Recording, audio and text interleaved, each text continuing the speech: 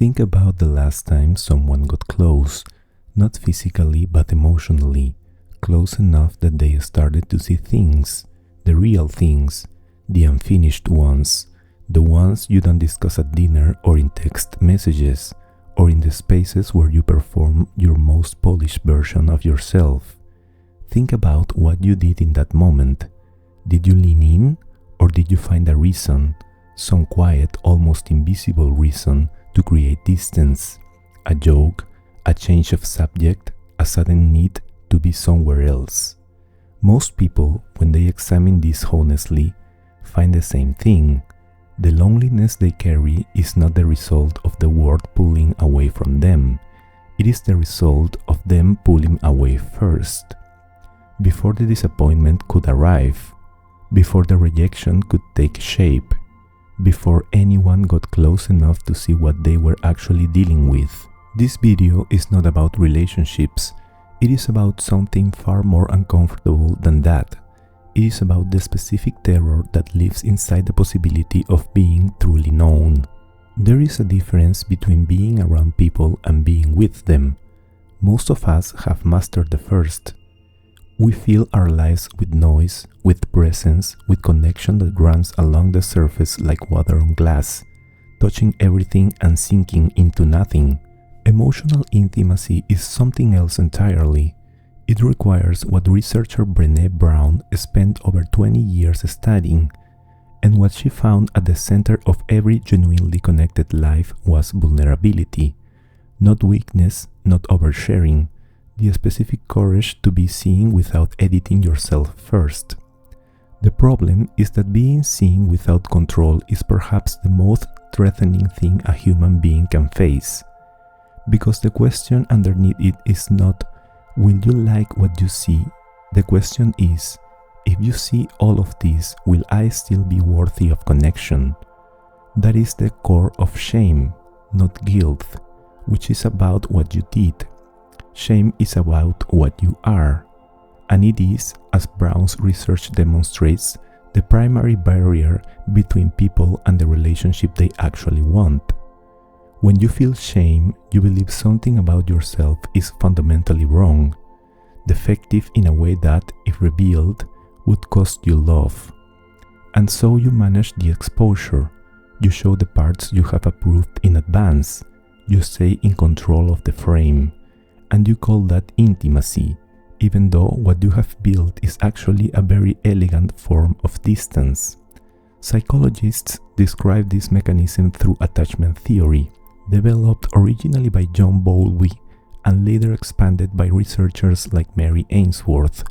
Adults with avoidant attachment, a pattern that research consistently links to early emotional unavailability in caregivers, learn something specific, that closeness leads to disappointment, that reaching towards someone and being met with cold air happens often enough that the reaching itself becomes the danger, and so they stop reaching. They build a nervous system that reads intimacy not as comfort but as threat. Here is something that rarely gets said directly. What you call being independent, self-sufficient, emotionally low maintenance is not a personality trait. It is a survival strategy that arrived so early in life that it became indistinguishable from who you are.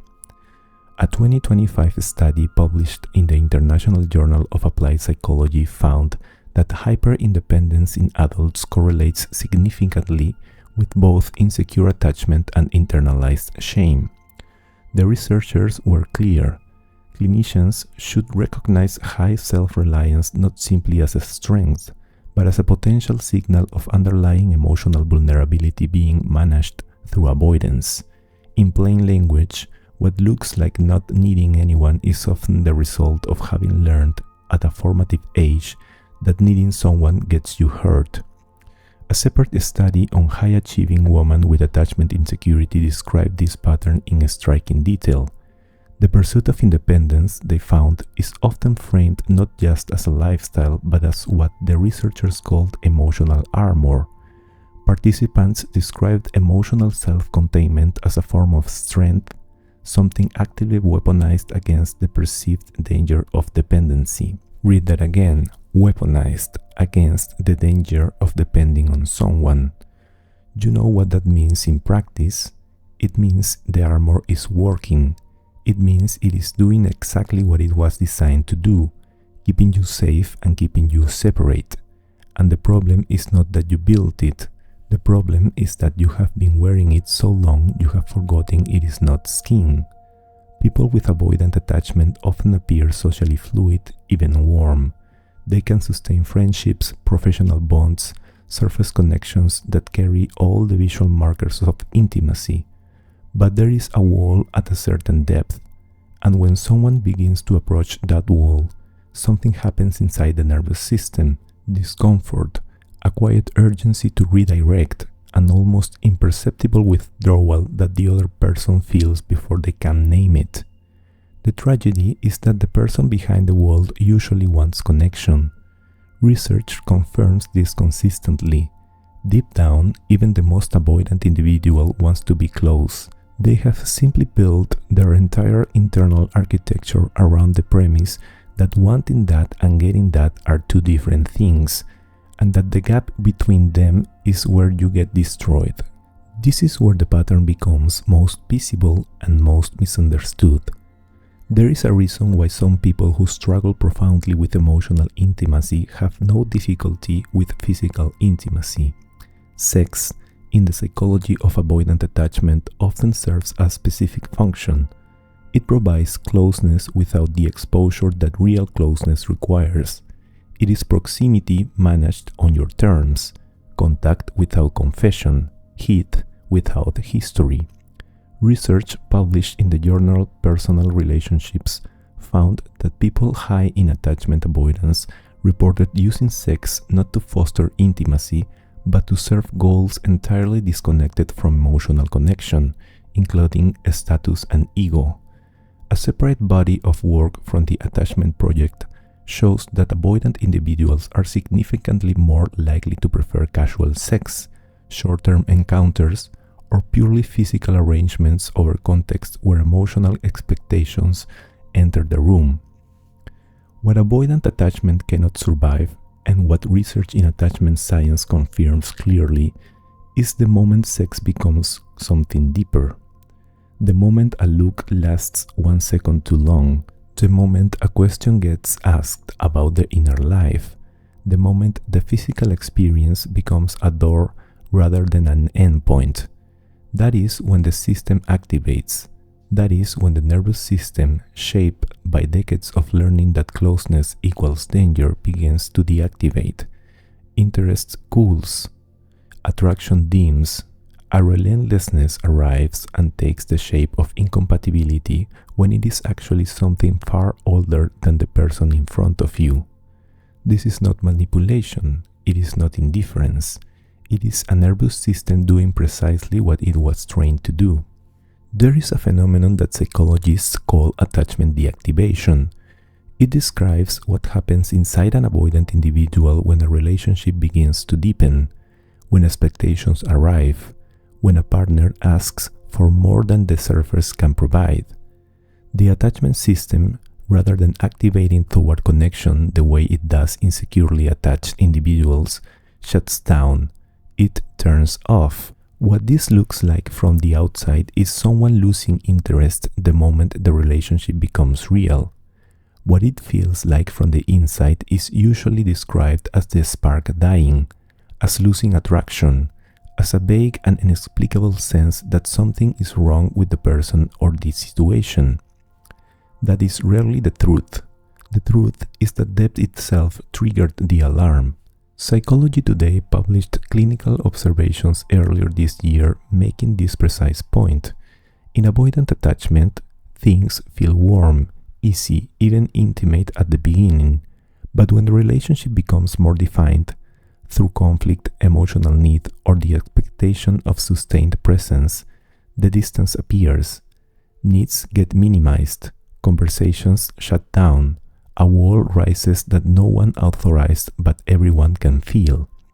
The person on the other side is not imagining this, and the person behind the wall is not lying. They genuinely feel something. They are now genuinely flooded. and they do not have the language for what is happening because what is happening predates language. It began before they had words. This is the mechanism underneath the pattern of the person who is incredible at the beginning, who makes you feel something real, and then at precisely the moment depth would have to be met with depth, becomes a stranger. So here is the question this video has been building toward, and it is not comfortable, but nothing worth understanding ever is. Have you been lonely while surrounded by people? Not because the people are wrong, but because you have kept every one of them at a careful managed distance? Have you mistaken business for connection, physical closeness for emotional presence, casual encounters for intimacy? Have you told yourself a story about not needing much, about being fine on your own, about how depth is overrated, and not once examined where that story came from? Shame does not always announce itself. It does not walk in wearing its name. It shows up as control, as the need to appear composed before you speak, as the inability to let someone sit with your uncertainty, as the strange cooling that activates whenever someone gets genuinely close. It lives in the fraction of a second before you deflect, in the joke you make instead of the answer you could have given, in the countless ways you have been present without ever being seen. Brené Brown's research on shame identified something essential. Shame grows in secrecy, silence, and judgment. The moment you begin to name it, to examine the specific architecture of your own avoidance, it begins to lose the grip it has had on your relational life for years, possibly decades. The work is not glamorous. It does not feel like power. In fact, the first time you stay in a conversation that your nervous system wants to exit, the first time you let someone see something unedited, it will feel like danger. That is the sensation of old learning meeting new choice. It is not a sign that you are wrong. It is a sign that you are finally close to something real. You have spent a long time being very good at not being known, and that skill has cost you quietly over many years the exact connection you needed. The question is not whether you are capable of intimacy. You are. The question is whether you are willing to stay in the room long enough to find out. If something in this video landed differently, if it named something you have been circling around but not quite touching, write in the comments, not as performance, but as a first act of being seen. And if this channel has added something to how you understand yourself, subscribe, share this episode with someone who needed to hear it. There is more to come. See you in the next one.